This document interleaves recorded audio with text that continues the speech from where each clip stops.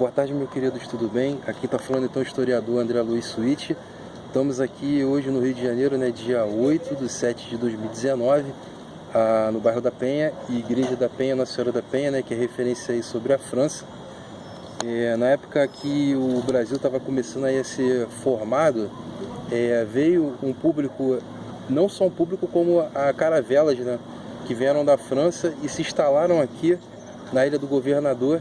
Chegaram até a formar uma espécie de república, no caso francesa, mas os portugueses, no caso, conseguiram, né, no caso, expulsar aqui, lá na Baía de Guanabara, onde hoje é o bairro de Botafogo, através de Mendes Sá e seu sobrinho Mendes Sá, Estácio de Sá, expulsaram então aí os franceses, e Portugal prevaleceu aqui, né, sobre então o Brasil, iniciando sua trajetória através da Baía de Guanabara do Rio de Janeiro.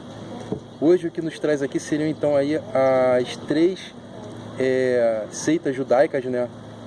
A qual, no caso, a época de Jesus, ela é altamente conturbada e por isso ele se manifesta na história humana numa época exatamente perfeita, porque o judaísmo ele havia se corrompido. O que ocorreu? O judaísmo sendo corrompido, começaram a criar várias seitas. Uma delas foi os fariseus, que eram os que dominavam os templos e que se achavam os donos, os doutores da lei. Uma outra seria então aí os essênios. A gente vai ver aí basicamente Flávio Joséfos. Ele no caso escreveu dois livros que têm grandes volumes, que seriam o livro Antiguidades e o livro Guerra Judaica.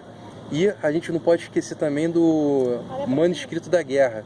Esse Manuscrito da Guerra ele foi composto pelos próprios essênios e foi achado entre os anos de 1940, lá no Mar Morto, através de um pastor que estava, no caso, caminhando sobre as montanhas, e quando chegou nessa montanha, ele achou um jarro, e do qual desse jarro havia um manuscrito da guerra, que pertence exatamente, então, aí, comprovando a existência dos essênios.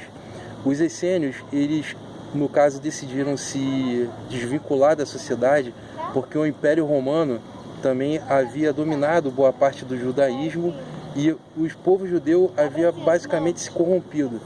Então eles decidiram viver em cidades isoladas, nas montanhas e nos desertos. Então basicamente eles saem das metrópoles, das policidades que estavam sendo formadas, eles vão começar a viver em cidades montanhosas e eles decretam então estados de purificação eterno de suas vidas. Tanto que uma das características dos essênios era que quando se iniciava o dia, eles não falavam nenhuma palavra torpe ou palavra contrária. O que eles faziam? Antes do sol nascer, eles sempre se juntavam como uma herança de seus antepassados, faziam orações agradecendo a Deus pelo dia que iria se iniciar, e assim agradecendo, louvando a Deus, orando, o sol ia rompendo, né, ao nascer do dia, e vinha o dia em si. E ali eles agradeciam a Deus pelas misericórdias de Deus por mais um dia o sol ter nascido. Essa é uma característica muito grande dos essênios. Uma outra é a purificação, do qual a gente vê que o batismo nas águas, batismo, né, a Igreja Católica, no caso, batiza com a cabeça, né, no caso, né, joga a água. Os evangélicos, eles mergulham nos rios, mergulham em piscina. Então essa é uma característica dos essênios, que eles tinham de purificação, né? A gente pode chamar que é o Mekvi, que seriam aí, era um tanque cheio de águas, né? Que eles utilizavam para estar sempre se purificando, né? Eles, não só isso, uma das características muito importantes deles, que eles acreditavam na cura através do que seria do barro, do lodo. A passagem que Jesus cura aquele cego, que Jesus cospe no chão, faz o lodo e pega, no caso, com o dedo e passa o lodo dos olhos do cego. Isso é uma característica dos essênios, que eles, argila, né?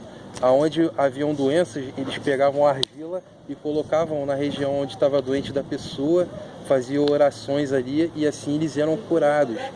Ou seja, era tudo, eles eram também totalmente à parte de alimentação animal, eles eram bastante vegetarianos. Então você vê a purificação como centro dos essênios, né? Além de serem isolados da sociedade. Sendo que o Império Romano, uma hora, acabou descobrindo que eles se escondiam nos desertos, que eles se escondiam nas cidades montanhosas e, claro, eles foram dizimados. Mas vemos aqui alguns personagens principais que aderiram, então, muita coisa que os essênios ensinaram e aprenderam. Foi Jesus, né? Que seria, então, a purificação através do batismo. Ele mesmo aceitou se batizar.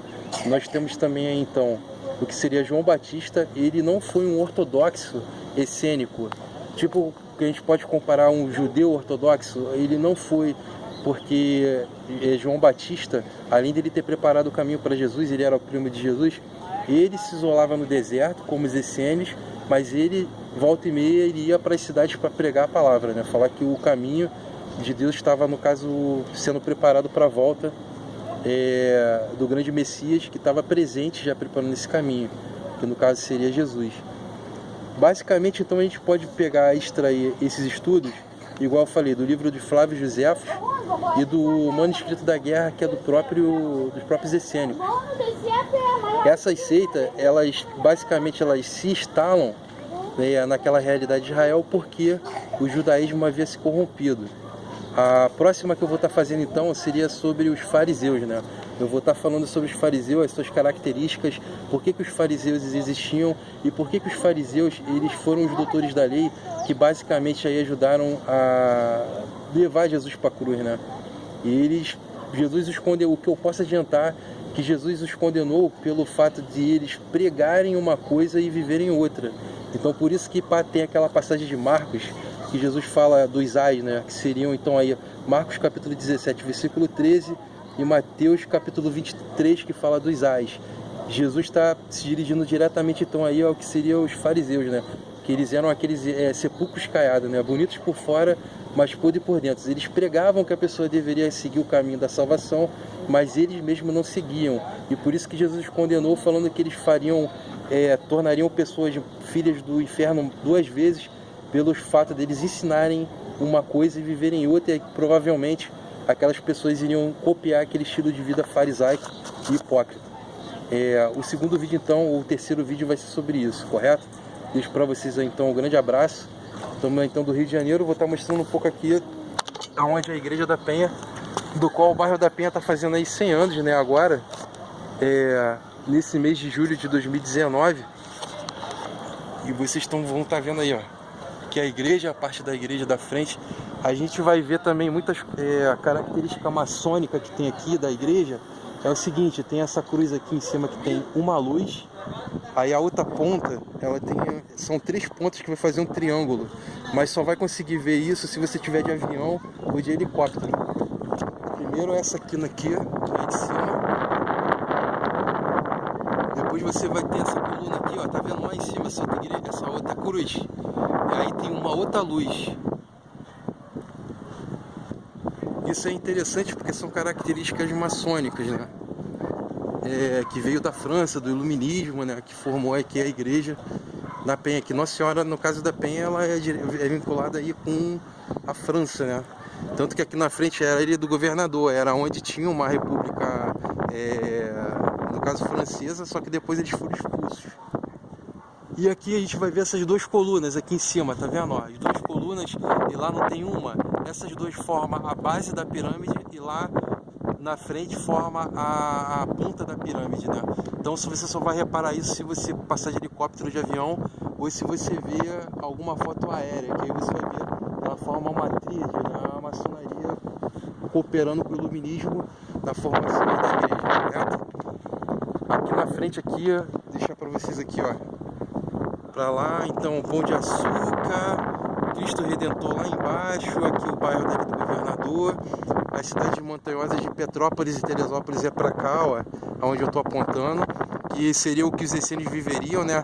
Os essênios sairiam dessa loucura aqui de viver em cidade, capital, e iriam viver nas montanhas. Basicamente os essênios fariam isso. E para lá é a terra do Albertinho Gásio, ó. Albertinho Gásio, para lá é esse sentido onde o avião tá vindo, lá embaixo, onde está o sol. Não sei se está dando para ver. Lá para baixo aí já é a região fluminense do Rio de Janeiro. Nova Iguaçu, terra do Albertinho Gásio aí. Correto, meus amigos? Boa tarde para vocês aí. Qualquer dúvida, entra no canal, fala comigo. Correto? Um grande abraço. Historiador André Luiz Switch, direto do Rio de Janeiro. Grande abraço para vocês aqui da Igreja da Penha. Isso aí, meus amigos. Abraço.